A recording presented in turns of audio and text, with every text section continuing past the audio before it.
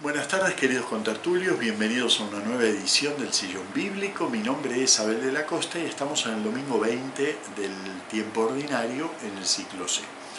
Como hago otros domingos, los remito para el comentario central, que sería el del Evangelio, 3 sentencias complicadas hoy, estas sentencias de estilo oracular del Señor, los remito al vídeo de hace 3 años, que se llamó Fuego sobre la Tierra.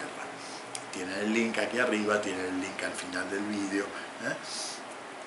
Y me voy a dedicar a la segunda lectura. La segunda lectura es transversal a 4 domingos. Empezamos la semana pasada con Hebreos 11, hoy tenemos un fragmentito de Hebreos 12, luego continuaremos la semana que viene y aún la otra con este final de la carta a los Hebreos. Y puede parecer extraño que hacemos una lectura semicontinua, pero de una partecita del escrito, desde el capítulo, arrancando desde el capítulo 11. Medio rara la selección. Bueno, por eso me gustaría hacer un comentario un poco general sobre Carta a los Hebreos. ¿Qué escrito es este? ¿Qué clase de escrito es? ¿Cómo procede este escrito? ¿Y por qué leemos este fragmentito ahora? Bien, lo que llamamos Carta a los Hebreos, como muchos de ustedes saben, no es una carta. Un poco existió la clasificación de ponerle carta a todos los escritos apostólicos. Si tenían un destinatario, entonces eran de Pablo, y si eran sin destinatario explícito, entonces se nombraban por su remitente. Y tenemos así las 7 cartas católicas que no tienen destinatario explícito, sino que tienen remitente explícito: Pedro, Santiago, Juan, Judas, y tenemos el Corpus Paulino.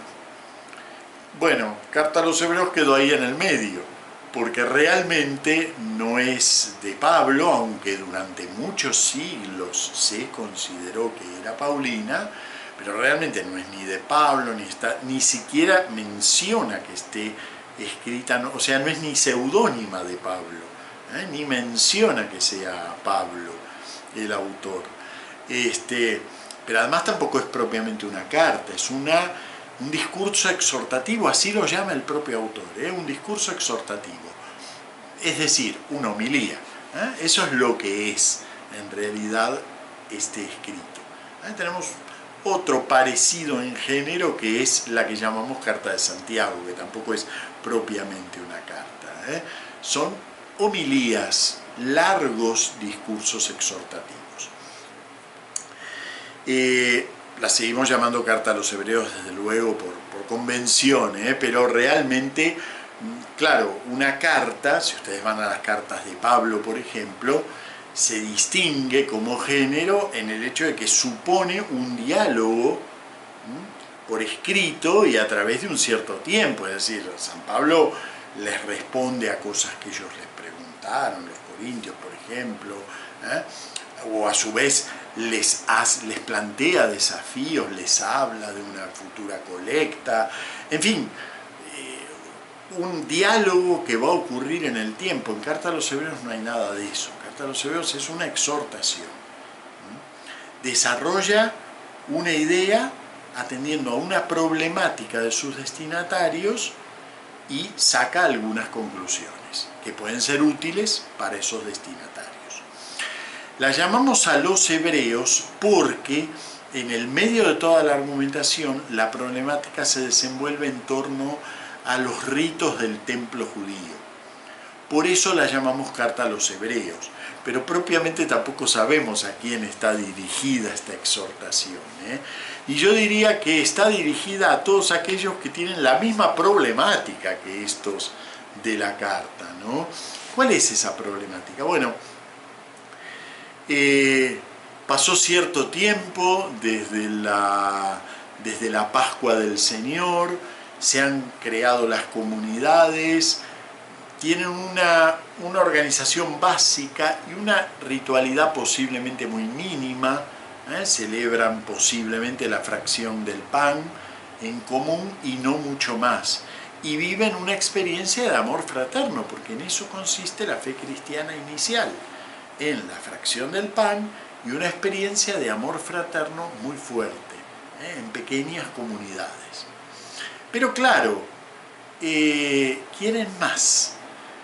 Quizás muchos de ellos vienen de otras estructuras religiosas, ya sea que vengan del judaísmo y hayan conocido el complicado sacerdocio del templo con su ritualidad fastuosa, ya sea que vengan de ritos paganos o de religiones mistéricas, pero bueno, empiezan a querer más. ¿Por qué? Porque esta fe en Cristo es una fe en realidad muy simple, no pide muchas cosas, es una fe muy simple. Entonces claro, hay gente que quiere más, y entonces empiezan posiblemente a derivarse en cultos espurios a los ángeles, y así arranca la carta, mostrando que los ángeles no son superiores a Cristo, sino inferiores. Empiezan algunos cristianos, se ve que a derivarse a buscar lo complicado para lo que en realidad es algo profundo, pero muy simple. Y entonces los 10 primeros capítulos de la carta van a tratar de mostrar que no es necesario que la fe en Cristo desarrolle una ritualidad compleja, algo así ornamentado, porque en Cristo se ha producido la realidad de aquello que los ritos buscaban. Todo eso que buscaban los ritos judíos a través de sus bellísimos y muy, muy variados símbolos, lo realiza Cristo en su gesta salvadora. Entonces, por ejemplo, el sacerdote ofrecía por sus pecados y por los pecados del pueblo. Bueno, Cristo al ofrecerse a sí mismo ya realizó la expiación por el pecado. ¿Por qué hay que seguir con nuevas expiaciones si ya se ha realizado la expiación por el pecado? Entonces, la propuesta del escrito es que el cristiano no tiene que derivarse en buscar formas complicadas para la fe. La fe es algo en realidad simple. Y ese es todo el primer planteo toda la primera parte de la carta, digamos, hasta el capítulo 10. Mostrar cómo en Cristo ya se realizó todo lo que era símbolo en las religiones. Claro, pero entonces uno se pregunta, bueno, ¿y qué tengo que hacer como cristiano? En realidad, la respuesta es sencilla, La respuesta es, hay que hacer lo que hicieron los primeros cristianos.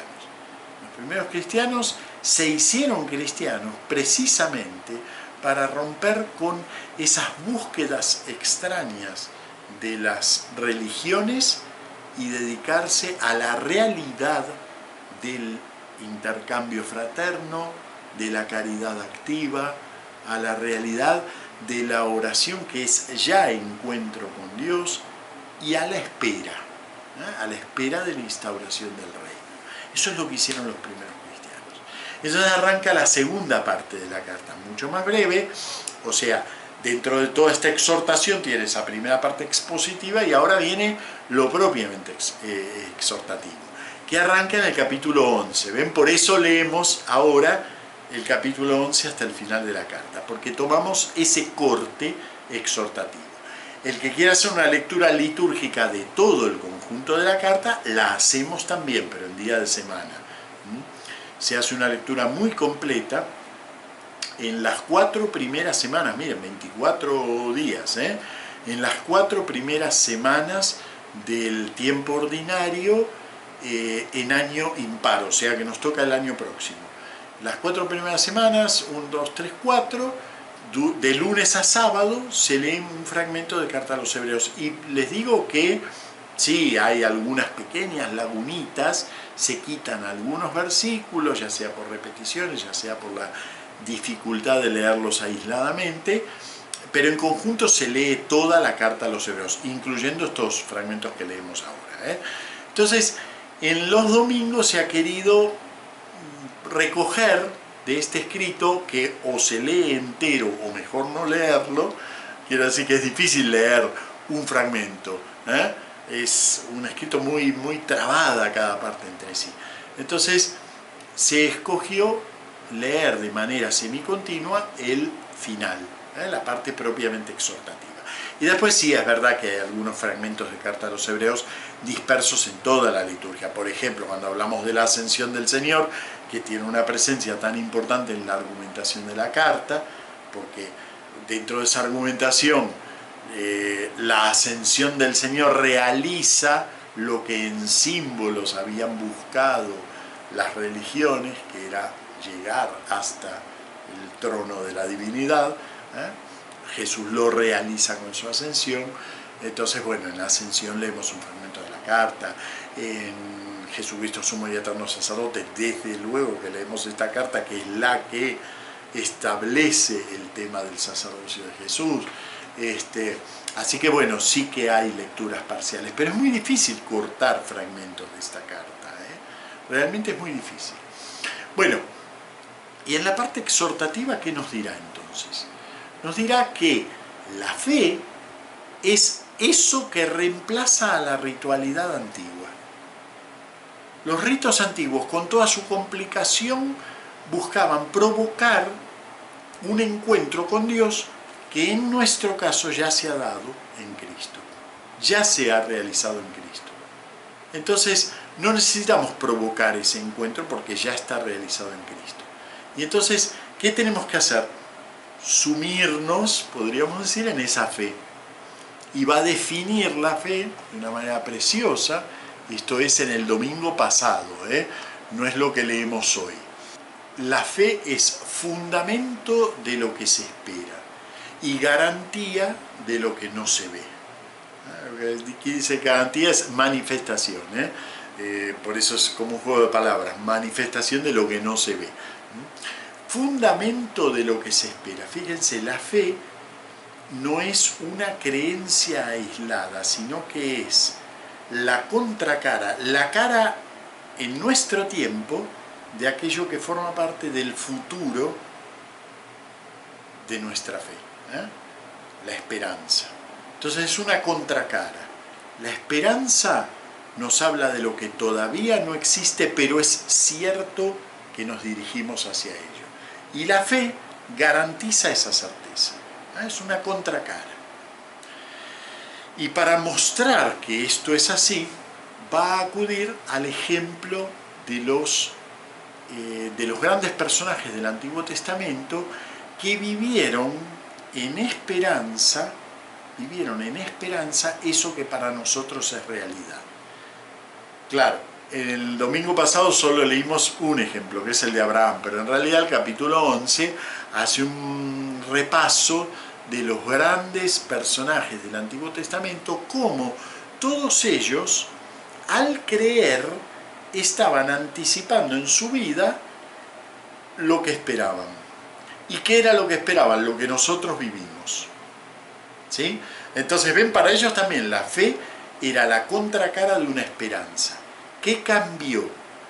Que lo que ellos esperaban ya ocurrió, Cristo. Y ahora esperamos nosotros algo nuevo, algo que es lo que Él trae. Nosotros lo simbolizamos con la palabra el reino. Es lo que Él trae, ese encuentro definitivo con Dios.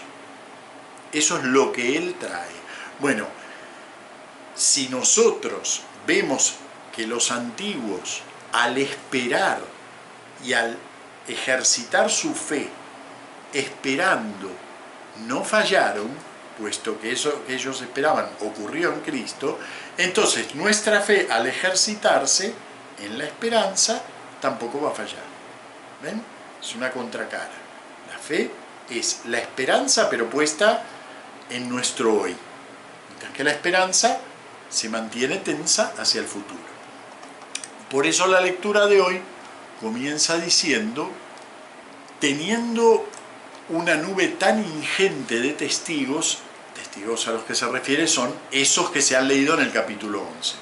Les vuelvo a repetir, el domingo leímos uno solo, ¿no? Que es Abraham, eventualmente dos, Abraham y Sara, pero realmente el capítulo 11 trata sobre una nube ingente de testigos, es decir, sobre todo una historia de esta fe que se apoya su certeza en la realidad de la esperanza y que no se ve defraudada, y nosotros podemos ser testigos de que no se vio defraudada porque se realizó en Cristo.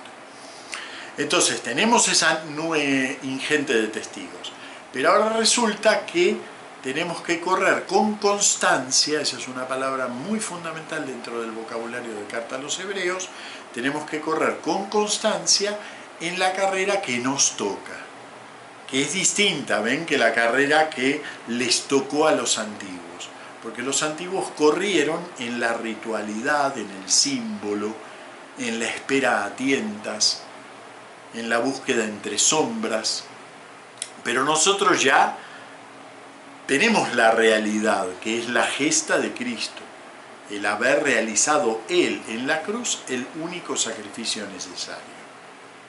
Entonces ya tenemos esa realidad, no necesitamos estar buscando a ver cómo nos acercamos a Dios. Ya está abierto el trono de Dios para nosotros. Pero ahora nos toca con constancia correr hacia el término de esa esperanza, hacia el término de ese encuentro con Dios. ¿Y cómo se corre en la esperanza? Bueno, de eso tratan estos tres domingos, hoy, el que viene y el otro. Los podríamos sintetizar así: se corre en una caridad activa.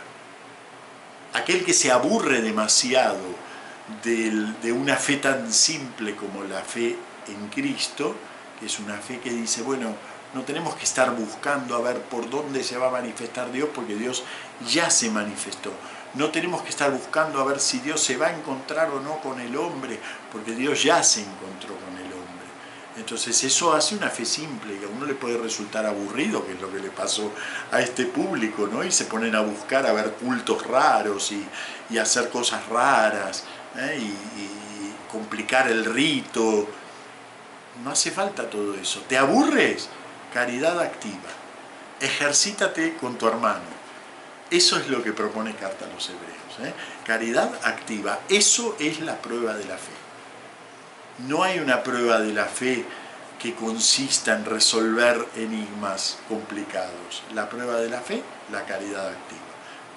Entonces va a decir que fijos los ojos en el que inició y completa nuestra fe, Jesús, quien en lugar del gozo inmediato soportó la cruz, despreciando la ignominia, y ahora está sentado a la derecha del trono de Dios. No os canséis ni perdáis el ánimo. Eso es el resumen, podríamos decir así, de la exhortación que hace Carta a los Hebreos. La fe, en tanto que es la contracara de la esperanza, no puede perder el ánimo. No puede ponerse a buscar cosas que no forman parte del verdadero depósito de la fe, que es la gesta de Jesús en la cruz. Bueno, muy bien. Espero que con este comentario se animen también a leer Carta a los Hebreos, que es un escrito difícil, es complicado, pero realmente vale la pena. Muchas gracias, nos vemos la semana que viene.